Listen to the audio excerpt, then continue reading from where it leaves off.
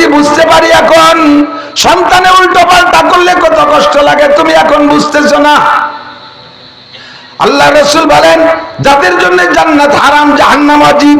2 নম্বর মানুষ হলো আল আক, ওই সন্তান যে তার আব্বা মার সাথে নাফরমানি করে, আব্বা মার কথা মানে না, বেয়াদবি করে।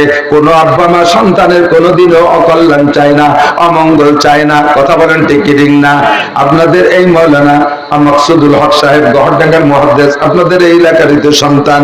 ওনার ফেসবুক পোস্টে থেকে সেদিন একটা খবর দেখলাম, ঢাকার ভিতরে একটা লোক রাতের বেলা ঘুমিয়ে আছে, তার কলেজে পড়ুয়া মাইয়া রাতের বেলায় বাপকে ঘুমের ভিতরে সূরা দিয়া 13টা কোপ দিয়েছে।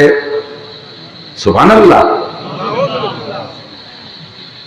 কি বিল্লাহ, একটু কন্যা জোরে।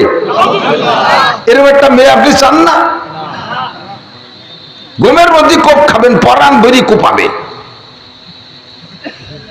আব্বার আরে ছেলেবেলাতে পুরুষ সন্তানে মারে, এটা দুই একটা শুনি, কিন্তু মায়েরা জীবন ভরে বাপের পক্ষে থাকে, ছেলেরা যায় মার পক্ষে, ঠিক না? ছেলেরা যায় মার পক্ষে, মেয়েরা যায় মা বাপের পক্ষে। সেই মেয়েতে বাপরে ঘুমের মধ্যে 13টা কোপ দিয়েছে। সঙ্গে সঙ্গে ঢাকা মেডিকেলে নিয়ে গেছে। যতক্ষণ হুঁশ ছিল ততক্ষণ পর্যন্ত ভদ্রলোক বলতেছে, ও পুলিশ ভাইরা, দয়া করে তোমরা আমার মেয়েটারে অ্যারেস্ট করবা না। আমার মেয়েকে অ্যারেস্ট করে জেলখানায় ঢুকাইলে, হাজতে ঢুকাইলে, অন্ধকার জায়গা আমার মেয়ে ভয় পেয়ে মারা যাবে। আমার মেয়েটারে অ্যারেস্ট করে যদি জেলে দাও, ওর ভবিষ্যৎ নষ্ট হয়ে যাবে, ওর চাকরি হবে না, ও বিশ্ববিদ্যালয়ে অ্যাডমিশন নেবে কয়েকদিন পরে। আমার মেয়েটার বিশ্ববিদ্যালয়ের পড়াটা ব্যর্থ হবে, তার চাকরি হবে না, কর্মজীবন শেষ, ওর লাইফ ফিউজ হয়ে যাবে। কাজে আমি অনুরোধ করি, আমার মেয়ে আমারে কোপাইছে, আমি যদি মাফ করে দেই তোমরা ধরবা কেন? আমি আমার মেয়েকে মাফ করে দিয়েছি, আমার মেয়েটারে তোমরা অ্যারেস্ট করবা না। এরপরে যে ওসিয়াত করছে সেটা আমার কলিজায় খুব লাগে। ওই ভদ্রলোক বলতেছে, যদি আমি বেঁচে যাই, সুস্থ হয়ে বেঁচে যাই, তাহলে আমি আগামী মাসের বেতন পাইয়া আমার মেয়েটাকে, ও আল্লাহু আকবার, কি জন্য মারছে সেটা হলো, মেয়েটায় বাপের কাছে ল্যাপটপ চাইছে, ল্যাপটপ। এই ল্যাপটপ দিতে দেরি হয়েছে বিদায় রাতের বেলা কোপাইছে। কত বড় নেক সন্তান! এরকম সুসন্তানের আব্বা হইতে চাই না। কথা বলেন ঠিক ঠিক না? সুসন্তান না কুসন্তান? একটু বলবেন না, কি সন্তান? কুসন্তান। এরপরে বাপে বলতেছে, আমি যদি বেঁচে থাকি, সুস্থ হই, তাহলে আগামী মাসের বেতন পাই আমার মেয়েটিকে আমি কম্পিউটার কিনে দেব, ল্যাপটপ কিনে দেব।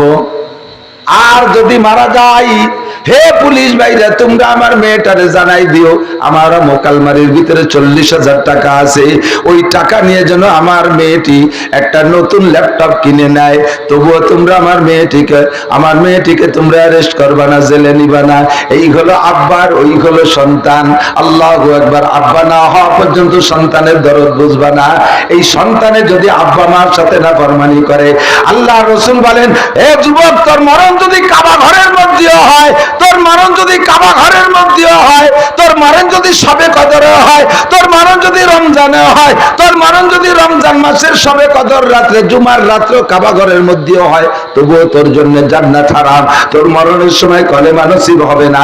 আব্বা মা আর কলিজায় আঘাত দিয়ে কেউ মরার সময় কলেমা নিয়ে যাইতে পারবা না।